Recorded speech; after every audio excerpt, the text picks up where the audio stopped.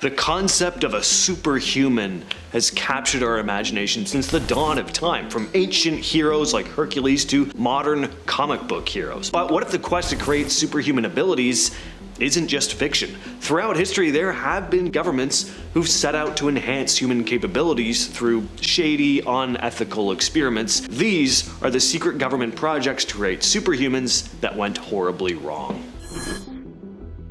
Sleep can be a soldier's worst enemy. In high-pressure situations like long missions or intense battles, staying awake and alert is crucial. To combat fatigue, the military has turned to various stimulants over the years, and more recently, they've developed modafinil, often known as its brand name Provigil. Modafinil reportedly allows soldiers to stay awake for an astonishing 40 hours straight without the typical side effects associated with other stimulants. Approved by the Air Force for certain missions, modafinil is also known to enhance focus and alertness. By 2012, it became the only officially sanctioned go pill for managing fatigue in military operations. The idea is simple: keep soldiers sharp and functional during important operations when sleep just isn't an option. But this is not an advertisement for modafinil. There are some risks here. A lot of users supposedly only experience mild side effects like headaches, nausea, and decreased appetite, but others have more severe reactions. About 5 to 10%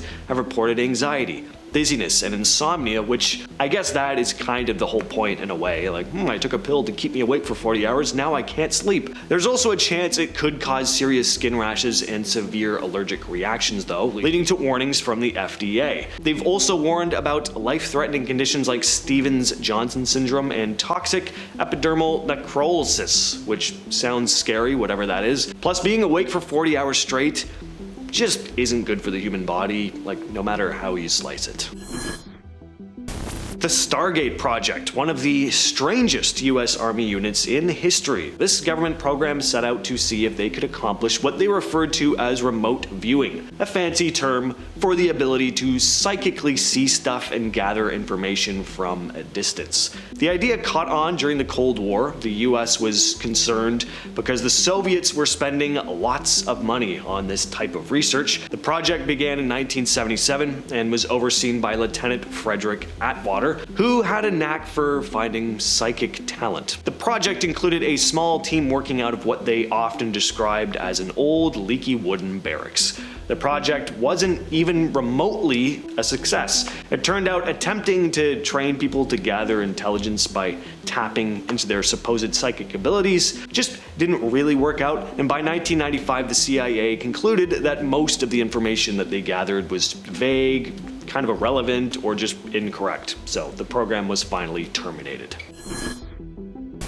Project Mannequin is rumored to be a secret collaboration between the British and US governments aimed at creating super soldiers. The project allegedly focused on enhancing human abilities, both physical and mental, using advanced technology. Supposedly, the program was linked to alien technology, reportedly recovered from UFOs. The goal was to develop soldiers with enhanced strength, telepathy, and even abilities to manipulate time and space. Whistleblowers claim that Project Mannequin included experiments related to time travel and parallel universes. The idea was that by understanding different dimensions, the government could train soldiers to navigate these realities, which would make them virtually unstoppable in combat. But who's actually claimed to have been part of this secret government program?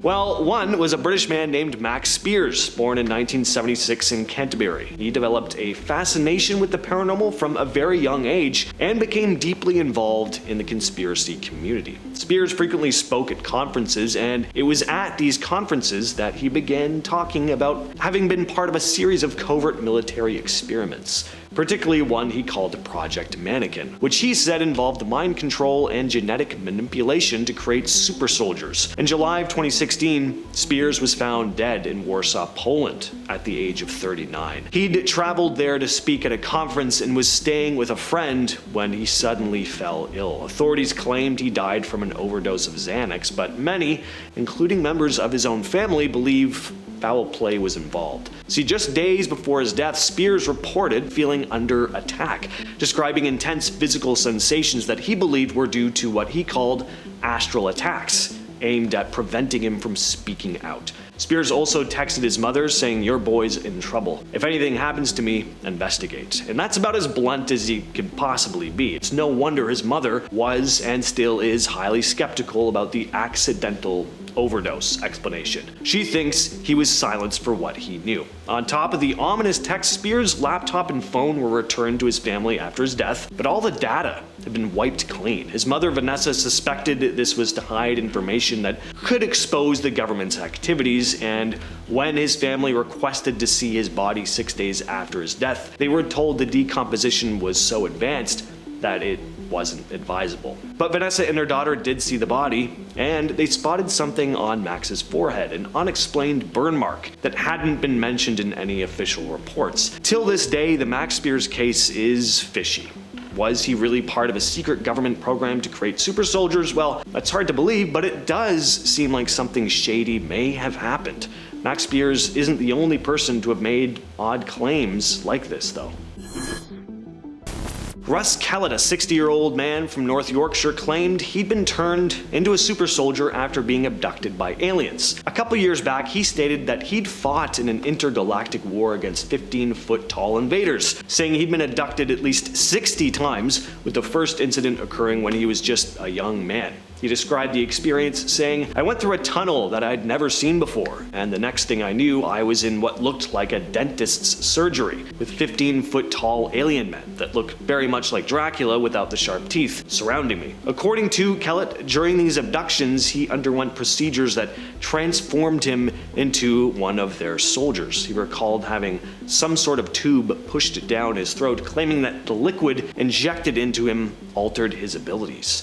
And for over 30 years, he insisted he'd been part of an alien army fighting against a race called the Dragos, tall, scaly beings with dragon-like heads. Kellet believes that time functions differently in these experiments, stating, "4 hours here is 4 years on one of the planets I've been to." He claims to have fought in battles across various locations, including the UK, Europe, and South America, as well as in space. He also described being taken to a room covered in a chessboard pattern where a glass ball in the center could transport him through time and teleport him anywhere in the universe. How have they not made a movie about this guy yet?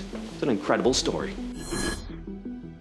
How amazing would it be if we had the ability to transplant a person's head onto the body of another? I mean, as grim as it sounds, it could provide some people with a much higher quality of life. People completely paralyzed from the waist down, for example, would suddenly have a fully functional body. But is this concept purely in the realm of fiction? Well, no. Experiments in head transplants actually date back to 1908, but it was the 50s and 60s where these Frankenstein experiments really took off, thanks to the Cold War. In 1951, a Soviet surgeon named Vladimir Demikov attempted a canine upper body transplant, successfully attaching the head and upper body of one dog to another. In response, the US neurosurgeon Robert J. White began his own experiments in the mid-60s, funded by the government. White's work focused on the transplantation of brains from dogs and monkeys into other animals. His most famous experiment was in 1970, though, when he transplanted the head of a living rhesus monkey onto the body of another headless monkey. And this procedure was technically successful. The thing was alive, but only for about a week. If it had been more successful, though, who knows? They may have gone on to experiment on humans, and we could have had a real-life Frankenstein's monster.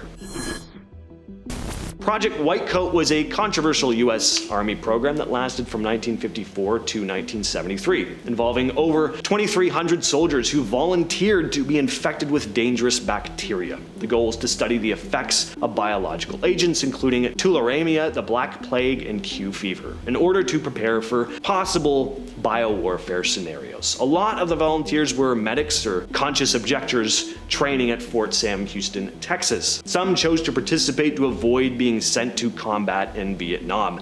In exchange for their involvement, they received up to 2 weeks of leave and were treated with antibiotics after infection. Volunteers also tested vaccines for diseases like Q fever and yellow fever. Now, before participating, soldiers could consult with family and clergy about the risks. They had to sign a consent form after discussing the program with a medical officer. The outcomes of Project Whitecoat were more of a success than a lot of the stuff on this list. It did lead to the development of vaccines vaccines that later received FDA approval, including those for yellow fever and hepatitis. The program also helped create biological safety equipment and protocols used in research and medical settings. Project Whitecoat officially ended in 1973.